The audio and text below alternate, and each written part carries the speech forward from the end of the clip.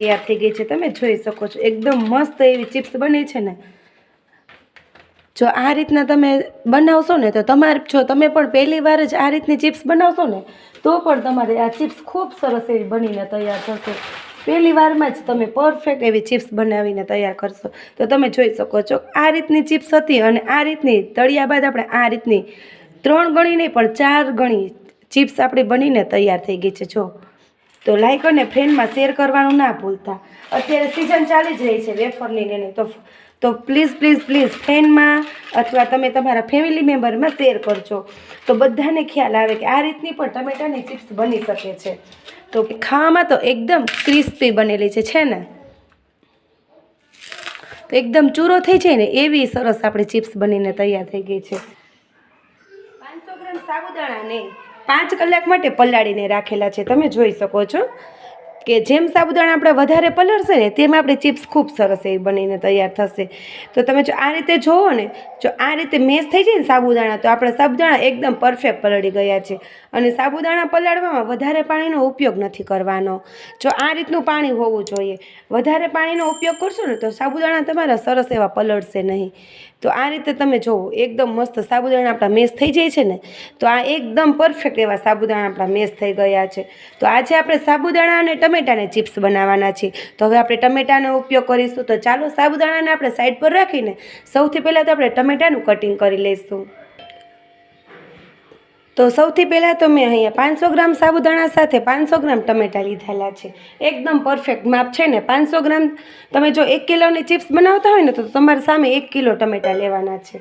તો હવે આપણે ટમેટાનો આ ઉપરનો ભાગ છે ને એને કાઢી લેશું, કારણ કે આ ભાગ છે ને એકદમ કઠણ હોય છે, તો આપણે કઠણ ભાગનો ઉપયોગ નથી કરવાનો।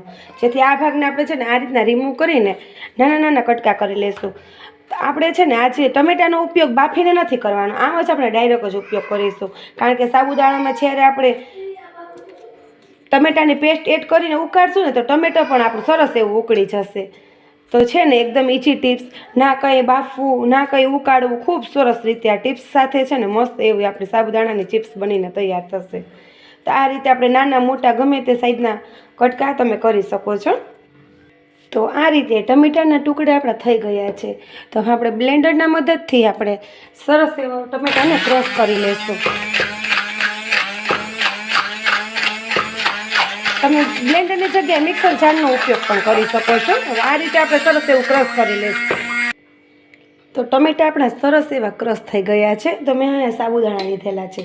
સાબુદાણામાંથી આપણે પાણીને બિલકુલ રિમૂવ નથી કરવાનું, અને જે આપણે આ ટમેટાની પેસ્ટ બનાવી છે ને એ પેસ્ટને આપણે આ રીતના ગાળીને એડ કરીશું, જેથી પણ કોઈ પણ જાતના જો ટમેટાના ટુકડા કે હશે ને એ સરસ એવા નીકળી જશે। આ રીતે આપણે ચમચીના મદદથી આ રીતના સરસ એવી પેસ્ટને તૈયાર કરી લઈશું।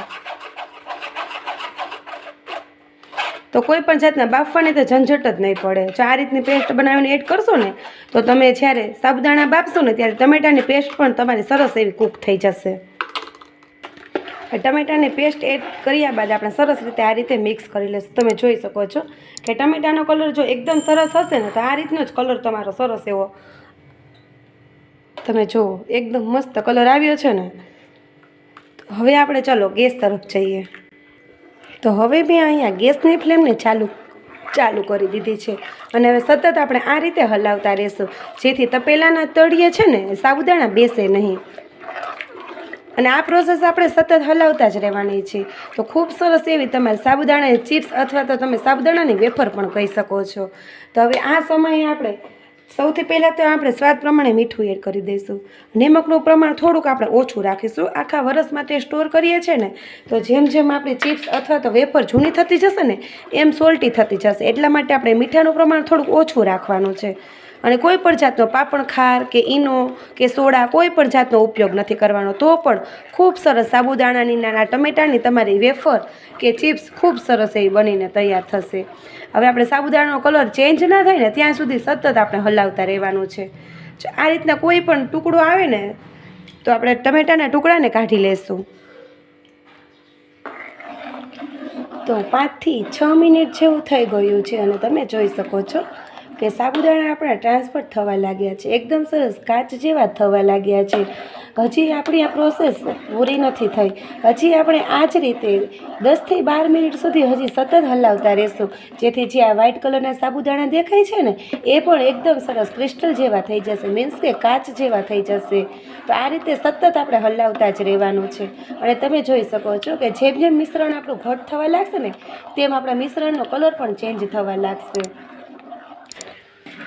તો 15થી 20 મિનિટ જેવું થઈ ગયું છે અને તમે જોઈ શકો છો કે એકદમ મસ્ત બબલ્સ એવા થવા લાગ્યા છે અને એકદમ પરફેક્ટ એવું મિશ્રણ આપણું બનીને તૈયાર થઈ ગયું છે. હજી આપણે 2 મિનિટ માટે સતત આ રીતે હલાવતા રહીશું, જેથી જો હજી જે પણ વ્હાઇટ સાબુદાણા દેખાય છે ને એ સરસ એવા ક્રિસ્ટલ જેવા બનીને તૈયાર થઈ જશે. તો આ જ રીતે આપણે એક જ ડાયરેક્શનમાં સતત હલાવતા રહીશું. તો વધીને 22 મિનિટ જેવું થઈ ગયું છે ને એકદમ પરફેક્ટ એવા સાબુદાણા આપણા કમ્પ્લીટ બનીને તૈયાર થઈ ગયા છે.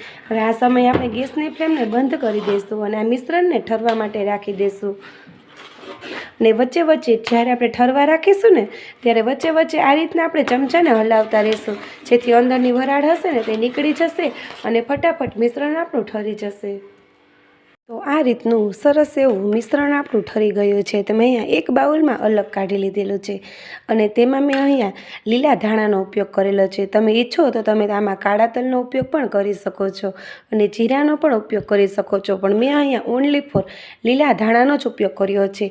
અને જો તમે લીલા ધાણાનો ઉપયોગ કરો ને તો તે લીલા ધાણાનો ડંડલનો ઉપયોગ બિલકુલ નથી કરવાનો, ઓનલી ફોર આપણે પાંદનો જ ઉપયોગ કરવાનો છે. હવે આ રીતના આપણે એક ચમચી ભરીને સરસ એવી ચિપ્સને તૈયાર કરતા જશું. તો મેં અહીંયા એક પ્લાસ્ટિક પાથરેલું છે, તેમાં આપણે 2 ચમચી જેટલું મિશ્રણ એડ કરીશું અને આ રીતની આપણે ચિપ્સને તૈયાર કરીશું. તમે નાની મોટી સાઈઝની ચિપ્સ બનાવી શકો છો.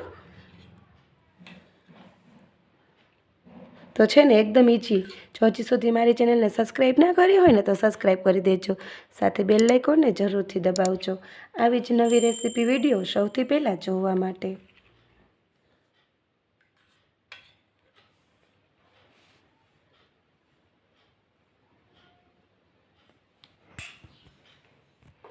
તો આ રીતના મેં અહીંયા પ્લેન પણ સાબુદાણાને રાખેલા છે, તમે જોઈ શકો છો.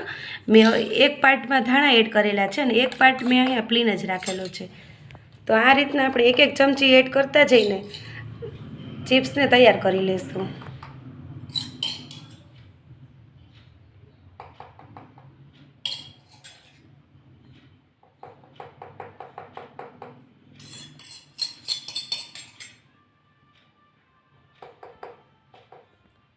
તો આ રીતના સાબુદાણા અને ટમેટાની વેફર અથવા તો ચિપ્સ આપણી બનીને તૈયાર થઈ ગઈ છે. તમે જોઈ શકો છો કે 500 ગ્રામ સાબુદાણામાંથી બહુ બધી ચિપ્સ આપણી બનીને તૈયાર થઈ ગઈ છે.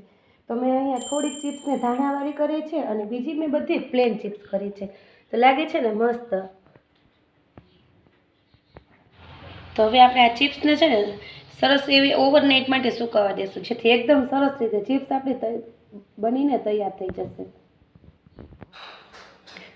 તો આ રીતના સાબુદાણા અને ટમેટાની ચિપ્સ આપણી સુકાઈને તૈયાર થઈ ગઈ છે. તમે જોઈ શકો છો એકદમ મસ્ત લાગે છે ને. તો આ રીતની બંને રીતની સાબુદાણાની ચિપ્સ આપણી બનીને તૈયાર થઈ ગઈ છે અને એકદમ સરસ એવી મેં અહીંયા તડકે 2 થી 3 કલાક માટે તડકે રાખીને લીધેલી છે, જેથી આખું વર્ષ તમે સ્ટોર કરશો ને તો પણ તમારી ચિપ્સ બિલકુલ બગડશે નહીં, ખૂબ સરસ એવી બનીને તૈયાર થશે. તો ચાલો હવે હું તમને ચિપ્સને ફ્રાય કરીને બતાવીશ. તો તેલ આપણું સરસ એવું ગરમ થઈ ગયું છે, તેમાં આપણે આ રીતની ચિપ્સ એડ કરીશું. તો તમે જોઈ શકો છો એકદમ ચિપ્સ આપણી ખૂબ સરસ એવી બનીને તૈયાર થઈ ગઈ છે અને એકદમ સાઇઝમાં ડબલ થઈ ગઈ છે, ફૂલી છે ને એકદમ મસ્ત. તો આ રીતના મેં અહીંયા જે ધાણા એડ કર્યા હતા ને એ ધાણાવાળી ચિપ્સને પણ હું તમને ફ્રાય કરીને બતાવીશ. તો આ રીતની મેં અહીંયા ધાણાવાળી ચિપ્સ લીધી છે, તેને પણ આપણે ફ્રાય કરીશું. અરે વાહ! તો તમે જોઈ શકો છો કે પાપડ જેવડી સાઈઝની ચિપ્સ આપણી બનીને તૈયાર થઈ છે.